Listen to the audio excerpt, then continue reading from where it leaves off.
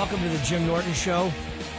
Here with Bob Kelly, who's been co-hosting a lot of these with me. And our guest today is going to be Lenny Marcus here on Raw Dog, Sirius 104, XM 150. And before we start with Lenny, this is the fucking iPhone that Bobby and I both have. This is how queer we are. I get a call from him today, and he offers to face chat me, which is like an IM face chat on the iPhone. And you fucking dreamy motherfucker, you're laying on your back on your pillow. And I'm like, I would never talk to one of my guy friends, like just face chat. But we both love the phone so much that we're being like fucking girls. Yeah, I can't wait until we face chat and you're just shirtless. You're on the toilet, and I'm like, hey, what's up? You're like, what's up? And it gets real serious real quick. Yeah, I'm jerking off, you're shitting. We just get down to business. But you know what's going to happen is there's an option on the phone where you can turn the camera and face it the other way. And I know I'm going to be talking to my girlfriend one time, face chatting, and accidentally hit the button, and it's going to spin around, and she's going to see that I'm looking at fucking Shemale Yum on the computer. Hers is going to spin. It's going to be Lenny Marcus. Yeah. Lenny with a much bigger dick than any of us anticipated. I bet he's got a big piece. Lenny is either a fucking 11 or 3. There's no fucking... There's no in between with Lenny's Why not? cock. It's right in the middle. His shoulders kind of hang down a little bit. That means he's got bad posture. He's got a huge cock that's just pulling him to the ground. That is what it is. It's the earth and his cock are working against him. But Lenny's a weird guy. He wears two T-shirts together. I can't figure you out. Lenny and I work together on the road a lot. A lot of guys who have seen me have seen Lenny because he comes on the road with me and he fucking kills. And we're very different as comedians, but Lenny does he's really a solid act, man. Thank you. And I forget what I was just going to ask you. What we were just talking about T-shirts. We were just talking about your material. Like, hey, do we have any CDs on Lenny? Now, Sirius or XM does not have your CDs. No, they don't. No, but he does have 2 CDs. One's called wow, this is a long one. Idiots, Toasters, Meredith, and Other Things Hazardous to Your Health. That was a good read. Right, thanks. And his other CD, which is, I don't know if this is the first one. That was the second one. That was the second one. His first CD is called You're Getting a Zero. You're getting a 0. Well, at least you're honest. Yeah. No, that's what the doctor said to Lenny's parents when she was in labor. But don't I don't want you guys to Google. If you Google Lenny, he's not Lenny Marcus from the Jazz Trio. That's right. There's famous jazz trio called Lenny Marcus. Yeah, that's out there too. But Lenny's done a bunch of stuff though. He actually has an online sitcom that he wrote, directed, produced, starred in. It's called superstartalentagency.com. It's got 3 seasons up there already. He's on his 3rd season. Actually, I did a cameo in one of them. I actually forced him. I heard he was, you know, when you hear somebody, they're doing like side projects, and I forced him to put me in it. I like bullied him in the. He goes, "Why don't you put me in it?" I'm like, "You want to be in it?" Yeah. He goes, "Yeah, why not?" I go, "Seriously, you want to be in it?" He goes, "Yes." We wrote him a part. What is it, Lenny? Because I also, as a friend, have not been asked. Again, I didn't think you would be interested in doing something like that. What else am I doing? A million stuff. You're constantly on the road. Nothing. I don't know. You were hosting like an HBO show at the time. Exactly. And I didn't want to go, could you do my little web series? And done. I have nude photos of Leno. That's the reason he puts me on. Nobody else wants to fucking use me. Please use me. All right. Well, totally. So what is the sitcom about? This was about, you know how management in New York, what's your feeling about management in New York? Can I name names? Yes. We have the Steinberg brothers. We have, that's some management. We had Dorfman. Yes. And we have, whatever. I had one of them for a while, and he was bad. My perception was he didn't. You felt he didn't. He wasn't. You didn't feel he was what you needed. Right. And I think management, in a way, I don't really understand management, to be honest with you, because what do they do? Yeah. Like, you can't, if you go to any store and you want to get your oil changed, whatever, and you get a list of stuff that they've done at the car mechanic, I understand. But a manager's like, oh, yeah, I made a couple calls. You understand my manager? My manager doesn't take money from me right now. I offered him money. He doesn't take it from me because he doesn't want to work. He actually said to me, there's nothing for me to manage right now. And I was like, okay. Well, that's what my guy would say. Dorfman would say, like, I don't know what to do with you. I'm like, why am I your client? Like, what does that mean? Right. So it turned into like, and then everybody had these horror stories about like personal life and, Steinberg's like on meds and he would go off the handle. So we wrote this whole series about like me and a fictional manager, and basically used backstories of stuff that we kind of went through. Like the pilot episode is me sitting in this guy's apartment, and which was true. Dorfman left Caroline's as a manager, and he went over to his own place, got his own apartment, right? And he would have clients in his house. He's like, "Do you?" And the first conversation, the first line is, "Don't you like my new office?" And I was like, oh, "This is an apartment." It's a very funny sitcom, but the best part is that it's online. You can just watch it. You watch one, and then it's not like The Wire. Let's not get carried away. I mean, you're not going to just go. You will stop after a couple, but you'll pick it up again in a week. That's right. Either you watch all 10, watch the whole season. That was almost a compliment. I'll take it. But it's very. I mean, it's very funny. It's very cool. They're very quick, really fast too. And you can watch. He's got 3 seasons on the internet. SuperstarTalentAgency.com. And he actually, when I did it, he films it. He writes it. Him and his buddy. It was actually really fun and quick to do, but it's a very funny sitcom. But Lenny's comedy is kind of like he's a joke teller. He's not like he tells, but he's really precise and really hilarious. I mean, if you look at Lenny, you think like comedy 1972. Yeah. Physically. Physically. Yeah, physically he's like, wow, you know what I mean? What did the lady at Aspen call you? Jewy, what'd she say? It was really insulted too. Yeah, something like sticky or something. Yeah, she goes, Jewish shtick. Yeah, it was the Hollywood Reporter guy. He's like, I'm going to write something good about you. I'm going to write something good about you. And then I look, it's like Lenny Marcus with his Jewish shtick said, and he had some like one line. I'm like, how he is obsessed that about it. me? The whole festival he obsessed about. Yeah, it was the last day of the festival, and I was so pissed because I had really good shows there. Jewish shtick is terrible. Yeah, well, you're Jewy not. Dreck, I would probably say is more accurate. Now, what is your issue with Sirius having your CDs? How come you don't have CDs? I don't like giving it away on the radio for free. Go ahead. Why? There's no... Why? I understand what you're saying. Okay. I understand what you're saying. But there comes a point where... Jim, pretend you're talking to me. This dumb motherfucker, what does he think is going to happen? This idiot. That's how people get to... Bob, tell him. No, people get to know you. The thing is this. I understand what you're saying. I would never give my whole CD and say, go ahead, just play it back to back. But artists on the regular radio let their stuff get played for free. And I think there is a way to get paid on Sirius Satellite Radio. Yeah. There is a way. Yeah, there's through a way Sound to get Exchange or whatever. We do get paid for it. Okay. It's on a certain thing. I thought it was just free. But you look at it like it's promotion. I don't think I'm not big on promotion. Lenny doesn't want to get the check if he does get paid. You're not big on promotion. No, I don't. I don't do any of that stuff. I don't do any of the Twitter, Facebook. I'm not big on... I'm looking at your website right now. Well, I have a website for one reason and one reason only. What's that? Because I got sick of being asked where you're performing. That's it. Well, that's the advantage of promotion, that people know where you're performing. I could post it. I go, look at my website. That's it. And that's the end of that conversation. I want you to mark today, I've never heard an entertainer say... I know, right? I don't like promotion. That's right. No entertainer wants to keep it under their hat. Hey, where are you going to be? Whatever. Keep it off the record. Yeah, I'm that guy. Because the financial advantage, I understand being OCD, and Jewish, and not really wanting to. Excuse me. I heard something. Did you? I didn't hear. I thought I heard something. Go ahead, Jim. I thought I heard something. But not wanting to give it away for free. But I learned something from Leno many years ago. He didn't even say it to me. He was talking about whatever, and he goes, "You never make it about the money, because the money comes. The money does come for us. Like I make a good living." But I don't, because I came into the city for a long time. Do you obsess? We make $25 for a spot at the Comedy Cellar. Right.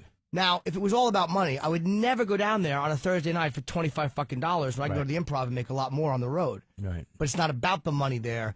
It's about what the benefit I get from it. And that's the advantage to this. Well, that's what I'm asking. Can you equate that? Tell me how many people have come up to you and said, oh my God, I heard you on Sirius. I had to come to the show. Doesn't matter, but how many people you may never know that do that, because they don't always tell you how they heard you, where they heard you from, and how many people would hear you on Sirius and go, I like this fucking guy. I'm going to order his CD, and then go to iTunes or your website and order your CD, and then Sirius could say to you, hey, man, how come we don't get a cut? We're giving you free fucking advertising. You could say that they're getting your product for free, and you could do what I do and go, fuck these guys. I'm using them. They are advertising for me for free. You know, the one thing that Dane did back in the day is when Napster first came out, I remember he used to load his stuff up there himself for people to steal. This is before it was on iTunes. He had his own. He did his own CD, produced it, paid for it. He sold like 5,000 copies, but he would go up there and give it away for free so that college students could get it there. And then all of a sudden they just started trading it and trading it and trading it. Everybody knew who he was from just him giving it away. And then he resold it and made $1 million off his stuff. I mean, you got to get people to know about you before you can actually worry about the money. Well, no. See, it's not about the. I know as soon as somebody says it's not about the money, it's about the money. But it's, to be honest with you, I didn't get in the business to be like this huge superstar. I just got in the business to be happy. And I know that you guys will disagree with this as far as like, what was your goal when you started? Did you want to be?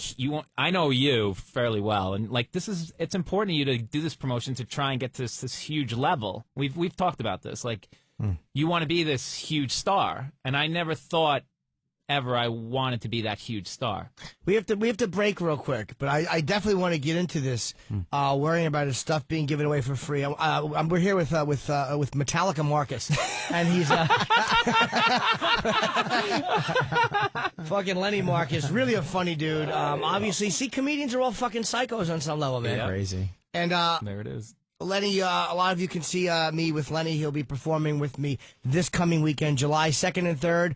I will be at the Borgata and in Atlantic City. And Bobby, where are you going to be? I'm going to be at Helium Comedy Club July 29th, 30th, and 31st. HeliumComedyClub.com. Yeah, and you can catch, go to Lenny's website, or you can get his stuff on iTunes. It's LennyMarcus.com, and also check him out at SuperstarTalentAgency.com for his online sitcom. So we're going to go to a clip? We wanted to play a Joe Rogan clip. We all love Rogan. And love Rogan. What was the bit you said you wanted to hear from Joe? This is actually a great bit. It's about him being at a strip club. It's one of my favorite bits from Joe. He's such a friggin' dominant alpha male. Makes me feel like a girl. Back after this. All right, we're back with the Jim Norton Show here on Raw Dog, Sirius 104, XM 150. I'm hanging with Bob Kelly, who co-hosts a lot of these with me, and my buddy Lenny Marcus. And we both know Lenny for a long time, and we were talking about the money in the business, and Sirius doesn't have Lenny's stuff because he doesn't want to give it away for free. But it's not to be a dick. What is it about that? It's got something to do with principle for you, or what? Yeah, is it? it's a principle thing. Like I don't.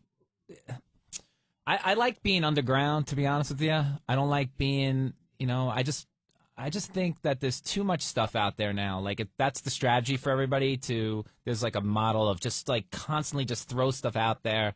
Whatever, and I do think and I get calls all the time from comics like, some guy's doing my stuff in Kansas City, and some guy, not that I'm a brilliant comic, but I just I want to avoid that situation at all costs, because it's the only thing I have. But you can't avoid it. It's one of those things where you can't avoid it, and comedians know who the thieves are. We really do. And you can't avoid a guy taking your shit once in a while. But like you said, some guy in Kansas City, who gives a fuck? It's not like they said, hey, George Lopez is doing your shit on TBS. Let's not say George Lopez. Let's just say it. Carlos Mencia. Just say it. No, but I mean, I'm saying a guy with a TV show. Oh. Like it's a guy in Kansas City. Right. Who fucking cares? It's not like I kind of get what he's saying, though. I mean, look, Lenny, you love doing comedy. You love writing jokes. And that's what you love about it. You have other things, passions too. You work for the Giants during their season, which you love. Yes. I mean, he ties girls up for Lawrence. That's how he started. he would provide lollipops for all prostitutes that LT was going to fuck. He pays well. Hey, did you know Lawrence Taylor? I'm sorry to interrupt you, Bobby. Did you know LT? Well, I met all these people in passing, but does he go, hey, Lenny? No. What do you do for the Giants? Do you want to say? I'm a statistician. Lenny does all the stats for fucking defense. Yeah. So you pretty much on everything. Well, it's a computer program that I'm one of the main two computer guys that does stats for the Giants. So basically, if there's a Strahan when he was playing, if there was a sack and it didn't look like a sack to you, we'd argue about it. And you know what? That's the sack that gave him the record. We said that broke, Brett Favre kind of fell to the ground. We didn't want to give it to him, but we got kind of overruled by the NFL. They wanted to give it to him. Really? Yeah. Wow. But would he have gotten it anyway? He couldn't sack me at that point in his career. Like, he was having a bet. I think that was the last one. I don't remember him getting another one. He was at the end of his career. Yeah. But you didn't want to give it to him? You were being a purist, or did you think he was a twat? No, he fell to the ground. Brett Favre fell to the ground. It wasn't a purist. Like, we can't give it to him. We're going to look like idiots if we give it to him. That wasn't a sack. It wasn't. And whose record did he break? Was it LT? Reggie White, I think. Oh, okay. All right. Well, hopefully Strahan will have better sleep habits. than Reggie White fucking the apnea kid. Nobody remembers how he died. That's how he died, yeah. Yeah. Well, I went up to Strahan one time at a Sopranos premiere, and I said, "Hi, I'm Lenny Marcus, and I work for the Giants." And he was like, he's looking at me like I'm an idiot, like literally looking down on me. And You sure he didn't just know your iTunes policy? That's probably I kind of want to be underground. Yeah. Sorry. And, Apparently, I'm underground in the booth as well. So he wasn't nice to you when you met He him? wasn't, but then I said I work for, and I told my boss's name, who's very well known to Giants. I do the same thing. I say Dane Cook. That's right. And people straighten right up for me. Right. And I said, and I do all your stats that involve sacks and stuff like that. And his tone changed in a second. He's like, "Oh, hi, how are you? Nice to meet you." Yeah, he figured you could fuck him if you wanted. Exactly. Which So how do you want people to see your bits? Like we all want to be known as comics. Like we all want people to know who we are. I mean, you said something to me. You have to spend money to make money. You have to give it away to get it back. I mean, why can't you do a half-hour Comedy Central special is nice, or a Letterman appearance is nice? Absolutely. Yeah, but I put that on my CD. My half-hour special is on my CD because I'd rather have people see me because people don't understand how hard it is for people to see you, to really attach themselves to what's that guy's name. How many times do you walk out and go, "You're funny, you're funny"? Yeah. But people walk out of the show, they go, "Jim Norton is funny." No, that other guy, the middle guy, what's his name? The Jewish guy with the glasses, the Art Deco Woody glasses. Allen, no. Ellen DeGeneres, no.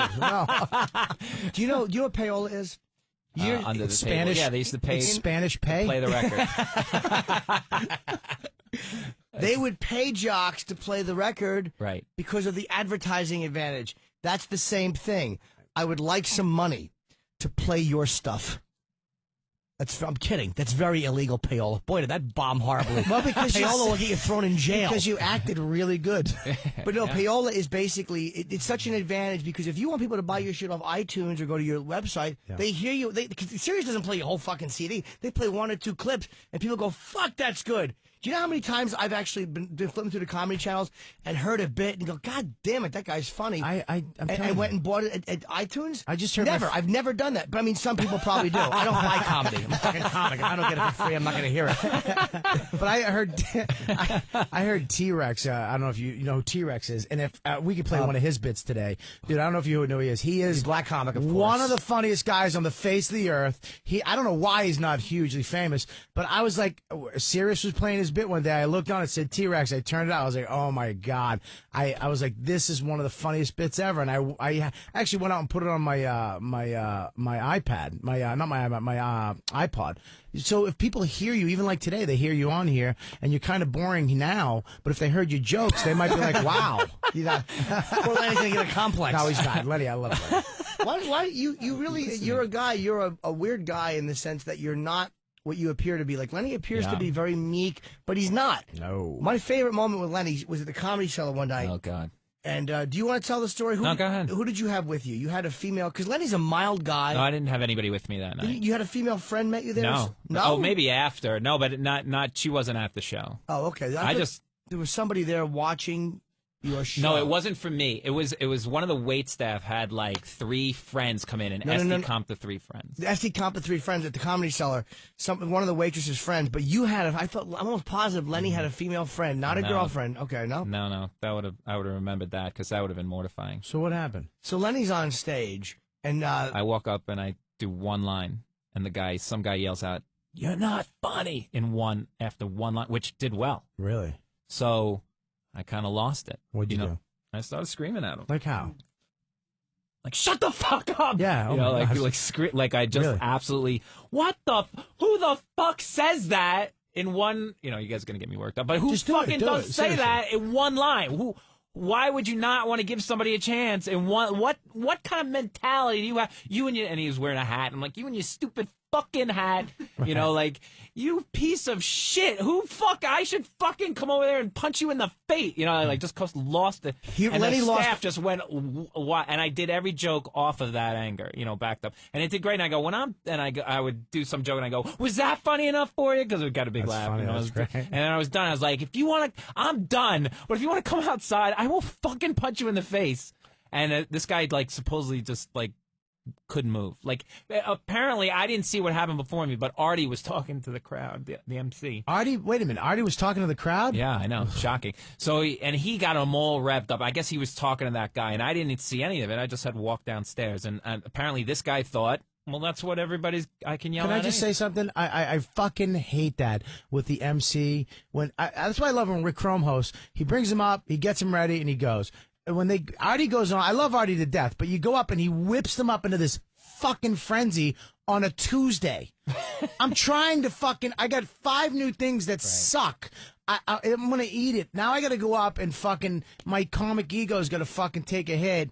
And it's like, because they want fucking woo, and they want me to talk to him and all that shit. That sucks that he put I'll tell you why I don't mind that, even though I know it drives me crazy sometimes when you're working on material. Right. Because to me, it's like a lot of times it's harder to do the new material then. But fuck it, it's good practice for the road. Like, to me, that's what those rooms are, like the cellar. It's almost like, all right, it's a lot harder now, but if I'm on the road to the Improv, I don't know who I'm going to have to go on after. So it's like, fuck it.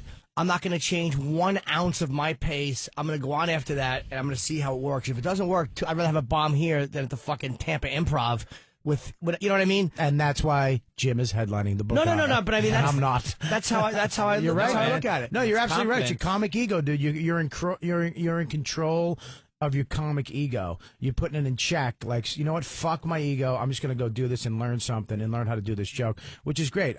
That's where you should be. You're absolutely right. And Lenny, by the way, to finish that story before we throw in a bit, Lenny I was on next. I was loving it. Because Lenny walked off and came back in the room. Lenny leaned back in the room and said, yeah, motherfucker, I'll be outside. Come and and to talk see to this me. meek guy, because that guy thought that Lenny was going to, because Lenny looks like a fucking, like, you know, oh, what's your opening line you can give? I will pay you, I promise. I'll give you $8 for your opening line. Can this guy fix my printer? Yeah, that's Lenny goes, you're looking at me like, hey, can this guy fix my printer? And it gets a huge laugh because Lenny's got glasses and stuff. But to see Lenny that fucking upset, it was great. It wasn't trying to be funny. Lenny was really angry. And the only thing that would have made me happy is that guy went out and just knocked you out with one punch. Because it was so sad if that happened. You know what's funny about that? I don't like that Lenny delivered his joke in a fucked up way just in case somebody was recording it and we're going to make money off of it. Oh, yeah. Yeah, Lenny, that's a little OCD. You got to let that one go. That's a fucking point. Well, look, what was funny about the whole thing is no bouncer helps you. They got 9 black guys standing at the doorway. I can't even get through that look like, they could kill somebody at any moment. Right. Nobody comes to help you. No, and then I come upstairs and SD goes, "Why did you have to do that?" or something like that. She said, "Really?" Well, she was kind of. Oh, I thought it was took tremendous. her to task. Jim took SD to task that night. Like, yeah, we had like, SD why into a can't fist fight. Well, I was very happy though for Lenny. Jim walked up. He goes, "I thought it was great. It looked like." That guy sat there during my set, Jim said. During my set, sat there, looked like you took a shit right on his table and left. Well, that's what you did, and it's what you should have done. All right, Bobby, who's the guy you wanted to play? We're running late for we're playing another comic bit. You got it, right? His name is T-Rex. Okay. You can play anything from T-Rex, the retarded brother, anything you want from T-Rex. He's one of the funniest guys on the planet. I've never heard of him, so all right, I'm sure he's a good act. T-Rex? One of the funniest guys on the planet Earth. We'll be back. All right, we're back. It's the Jim Norton Show here on Raw Dog, Sirius 104, XM 150. And I'm here with Bob Kelly, who's been co-hosting a shitload of these with me. And Lenny Marcus is our friend, and he's hanging with us today. And a lot of you guys know Lenny. He and I have worked together many times. We're going to be at the Borgata together this 2nd and 3rd of July. This weekend, Lenny destroys in front of me. And Bobby's going to be in Philadelphia at the Helium Comedy Club, which is a great club in Philly. And what are the dates of that, Sweetie Pie? It's July 29th, 30th, and 31st. Okay, so the end of July, Bobby will be in Philadelphia for all you guys down in Philly. So we're talking to Lenny about his rage issues. And where are you at in a relationship, Lenny? I never know if you're single or not, because you had a really hot chick at one point. Lenny does a lot better than you think he's going to do. There's a lot of deceptive shit about Lenny Marcus. I don't like to talk about my personal life in front of the comics. He's very monogamous. We've talked about it a lot. The cellar. We tried to help you out a bunch of times. I would love to be non-monogamous. That just doesn't happen. Why is that? I don't know. I can't. How do you even have that 2-girl at once thing? You want to say Jew? You can say, but I have the guilt. I couldn't do it. I couldn't. Really? You feel guilty if you cheat? Yeah. Like, would you be able to kiss your girl with the smell of another girl's breath on your cock? That's a good one. Would you be able to? No, you wouldn't. Would you be able to look your girl in the eye while you know that? No, I'm the worst liar. Your friend just watched you get your ass eaten with your leg up on his wall. Is that with the new iPhone? Or It's a new app. Yeah. So you're a faithful dude. Yes, I think so. Well, now is road pussy for you? I mean, we all go through our phases with it. Had you gotten any? I'm sure you got some. No, zero. Really? Zero. I got close a couple of times. Close. But the girl chickened out. She's like, I'll tell you what, I'll come to New York and we'll have a great time. You know what I mean? I'll show you a great time. I'm like, I don't want you to come to New York and do that. You don't want her to come to New York and fuck you? No, she wasn't. Was she hot or was she a fatty? I'm going to go fatty on that one. Oh, all right. Well, that's But fair. you know what I like? But it was just like, no, it's here and now. It There's wasn't nothing wrong with a New fatty, York. first of all, Lenny. You're right, Ron. I've had to cover a chick's body with pillows just so I could see her pretty fat face blowing me. Oh God. It looked like just a pretty face inside of a mattress. I never go pigging. I'm not good at that. I'm not good at banging fat. I've banged some fucking horrendous looking chicks, but big fat girls, I can't. I've had some. The only thing that grosses me out, and I have a weak stomach, is sometimes on big girls' inner thighs where their pussy is. I don't know if it's never seen the sun or it's rubbed together for 20 years, so it formed like a leather substance. It's like a dark brown. Yeah. Yeah, that kind of grosses me out a little bit. Yeah. Yeah, it's fucking horrendous. Yeah, it's just it's like leather. It's like at the bottom of an elephant's foot. But Lenny always has like a girlfriend. And did you take you go on a cruise once a year with your family, right? Once a year, and you brought a girl with you on the cruise. We did. We brought the girlfriend at the time on the cruise. How long were you with her? And that was a disaster. At the time when you brought her? About a year. Oh, she was a real girlfriend? Yeah. Why was it a disaster? Well, the family, she's with my family, and that's awkward for her, and she was extremely sensitive. So, like, it's one of those people, like, comics, you can't really be that sensitive around comics because you're doomed. But, she didn't like the room, started crying, Wait, she didn't like what was wrong with the room? Nothing was wrong with it. And how did she, because we actually went twice. So the year before, we had gone, like, at the beginning of the relationship, we took her, and then, like, near the end of the relationship, we took her. So at the end, we walked into the room. My sister had gotten upgraded to a better room the first year. So for actually more money, we actually got a lesser room for the second year, just because of economy and whatever, and the time we went. So she walked in and said, "This isn't as good as last year. Like, we have to change our room. Like, the ship sold out. We're not changing. But I can't. This is not good. Let's change." I'm like, "Oh, you want to go change the room? Go ahead. I'm staying here. I'm not going." And it was like World War III. I'm like, we just got to fucking vacation.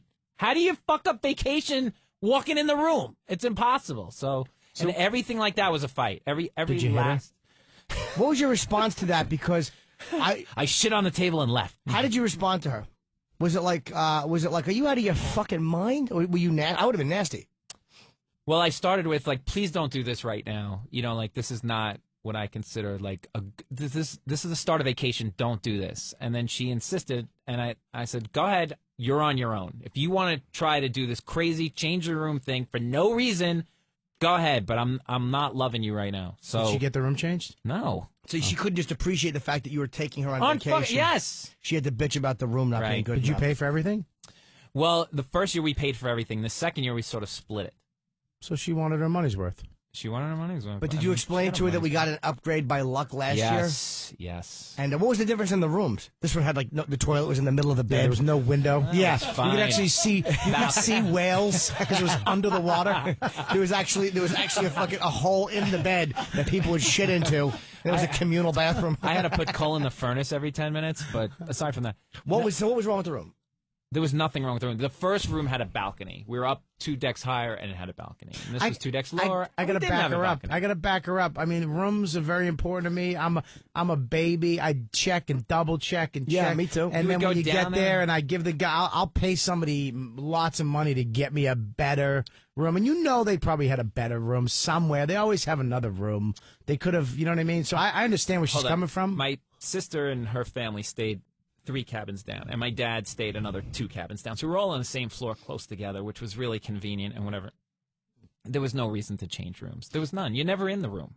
And the thing was, it was. I'm a room bitch too, prima donna. I'm a room bitch. But I if it's like one of that. those things where literally this is all that was available. This is what we got. You got to take it. You're on vacation. You're going to be eating buffets and on the conga line and at the pool. And hopefully she was, being unfaithful to Lenny while he was fucking being a nice boy. She's knocking off Africans 3 at a time. She's banging a boat comic. It's funny. John Joseph is sticking his guitar neck in her fucking twat. Rick Chrome is watching, playing the piano. That's funny. I smell another T-shirt. Room bitch. I love that. All right, we got to take it to the break. What bitch we play? Lenny requested anything from Dave Attell, who we all love. Attell is brilliant. One of the funniest guys. Do you have a bit in particular you want to hear from Attell? Okay. Well, anything, and really anything. The drinking thing. You got the drinking thing. The last drink. All right, we'll play that by Dave Attell. The drinking thing. Be back shortly. All right, we're back. Our final break. Jim Norton here on Raw Dog, hanging with Bobby Kelly and Lenny Marcus. A couple of fast plugs.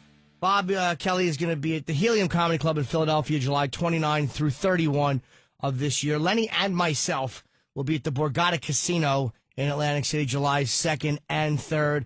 And then my girlfriend are going to go see Lady Gaga and her fat clit on July 4th. And Lenny is www.superstartalentagency.com. It's an online sitcom that Lenny has allegedly done without inviting any of his friends on. And it's the third season. He doesn't like you, though. And Rob Kelly did one episode. And also LennyMarcus.com if you want to see Lenny. It's surprisingly enough not a pay site. But if you want to go see Lenny for free, you can. That's right. Fucking Lenny is a psychopath. I'm really getting to know my friend Lenny. Well, by the way, he's a treat on the road. Lenny's a fun guy to work with. I have fun. I just want to say thanks for taking me to those gigs. Seriously, the most fun I've had on the road ever is with Jim Norton. That's fine. Like, we were in Minnesota. Remember we saw Springsteen in Minnesota? That was pretty thrilling. Well, you were with me on that's not the same hotel. I stayed in the same hotel as Al Gore allegedly was trying to get jerked off in at the Hotel Lucia in Portland. I did a gig there. I know I stayed in the Hotel Lucia. Yeah. And not at the same time. Go ahead. Jim's awesome to go on the road with because he always loves a good dinner, too. He'll take you out to, like, the most expensive steak place. It's the best. He'll show up with an Aussie shirt. It's the best. best. Feel uncomfortable from the second you walk in there. Well, I sit between him and Club Soda Kenny, and it could be no more. You have the best meal in front of you in the most awkward situation you will ever have. I mean, the two of them with the wait staff and. Yeah. Kenny's just an uncomfortable man to be around. Comfortable. He orders the same thing: iceberg lettuce with Russian dressing. Yeah, and he no vegetables. I like things bland, like my personality. He really is. It's like eating with just a robot. You want to open his metal mouth and just throw food in, and listen to it tink at the bottom of the fucking metal stomach. But he's the first gen robot. Like he's not the. They always have the robot. They always have the latest one that's got everything. He's the first gen with nothing. Right. Nothing. No additions. Yeah. Nothing. No laughter. No fun. Those were inserted on the later models. And he just moves and picks things up. We drove to Virginia one time. It's a 4-hour ride. Jim falls asleep. We get all the way to Virginia. Yeah. Okay, Kenny doesn't say a word to me for 4 hours in the car. Not one word. We get there. Everybody's like, all right, let's work out. Jim goes for a swim. I start running on the treadmill. I put my headphones on. 1 second into putting my headphones on, Kenny is standing on the next treadmill looking at me going, well, you're not going to talk to me? That's funny. He is just a weirdo, man. Yeah. Let me ask you a question. What was the best gig you've ever had? Ever? The gig that stand out in your whole career that makes you go, wow, that was it? I don't have it yet. You really don't? No. Up until this point, you don't have a gig that you're like, this was the only goal of me ever getting into this business was to do Letterman. Was it. That's it. I know. Jim, not a big Letterman fan. That's not true. I've done it Letterman twice. No, but you're a bigger Leno fan. I know Leno a lot better. But I mean, look, and I'm not being politically correct. Letterman's great, and I love doing his show. But I'm saying I'm saying really not because of Letterman, but the goal to just do a late night show, which you can do. You're already at a point where you could easily do that show or Jay's show. No, I know. That was the top of the. I'm sort of in the loop on that one, but I'm on. That was it. It was like I was working in a job I didn't like. I had a life I didn't like, and I was like, what would be the biggest thing I could do? And I'd be like, that's what I thought in my head. You guys could differ, of course. So you haven't done it yet? No. So that's what you want to do is Letterman, and that's it. That's it. Really, and sell no CDs. That's fine. You're going to realize you're going to do Letterman and you'll do Leno, and afterwards you realize, all right, those were cool things. Now what? But now I want to do an hour on HBO, and I want to get blown by two girls of different ethnicities. one with a clit and one who had it removed in Sudan.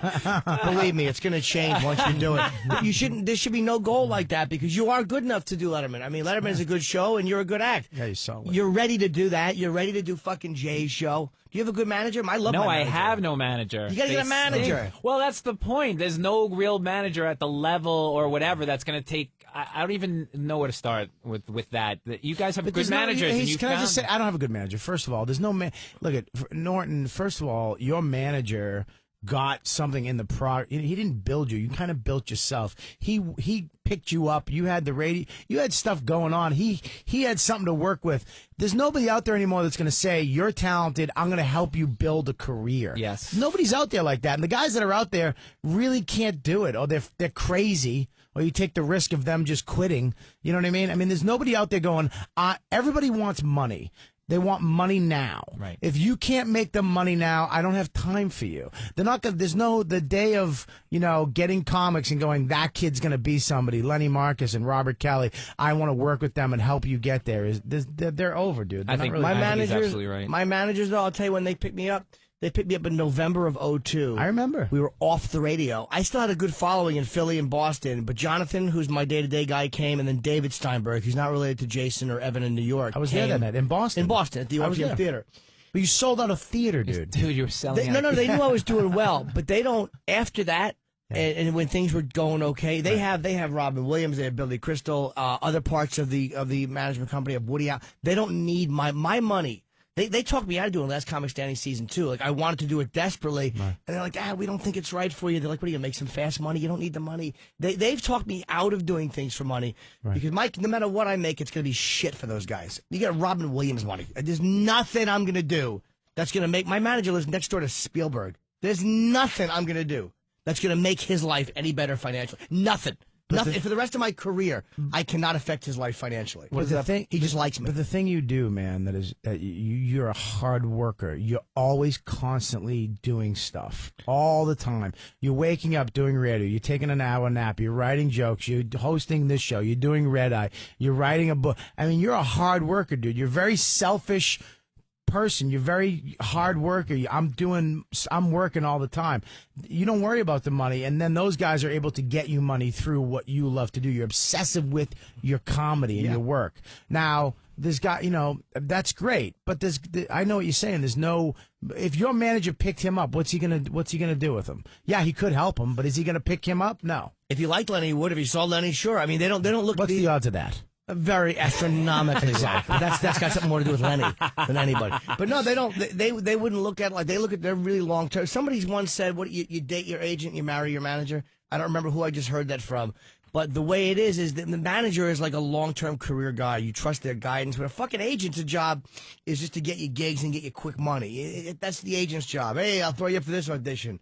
Fucking, I don't know why I just had to talk like I'm on the fucking Jersey Shore. I kind of liked it, though. I like that you actually, because the manager, I didn't know the difference between agent and manager, and I wouldn't have known unless you did the little voice there. I like the voice. That is the difference. Well, you have, who's Pete? Pete's your... Pete, my agent. This is my day-to-day guy on my agency. He gets me he's with, he does mostly bands. They have all bands. They have very few comedians.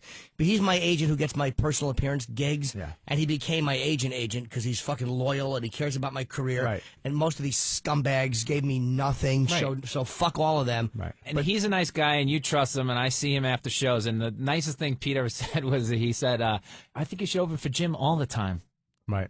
Yeah, well, Pete. And I was like, oh, that's nice. That's kind of a compliment. But Pete whispers too much. Papalato in his friggin' acid wash tight jeans from 1985. He's the fucking worst dresser. Jonathan, my manager, always makes fun of him. His fucking awful Patagonia shirts. Yeah, Jonathan's no better. He has his name embroidered on every shirt he owns. What's it? IJB. There's an I before his name. It's just the letter I. That's his first name is letter I. Yeah, I don't like Jonathan actually shops in Sky Mall. Yeah, my manager and my agent are fucking creep. Pete whispers for no reason. But it's nothing conspiratorial. He'll go, you know what I was thinking? Maybe we could go down there and try to get an extra show. Like, who the fuck are you whispering for? It's like, you're not telling me a big secret. All right, we got to wrap up? Yeah. All right, Steve, the fucking creepy, unshaven pederast producer, is telling me that we have to wrap up, and he's always right about this stuff. We have, I want to thank Lenny. I love Lenny, and so... yeah, Lenny's unbelievable. Really funny guy. If you Thanks get a for chance having to me, check you him guys. out on the internet, you should. He's one of the funniest guys out there, man. That people, you definitely got your wish. You're underground. Thank you. You should be above ground. Exactly. You're going for anonymity. Congratulations. Thank you. All right, now we got, we're going to throw to... I always play a prior bit during the show. I feel obligated. And this one I love, love, love. This is off of, I think, Wanted. This was also in the greatest special I think ever done live in concert. This is Richard Pryor, Cocaine. See you next week.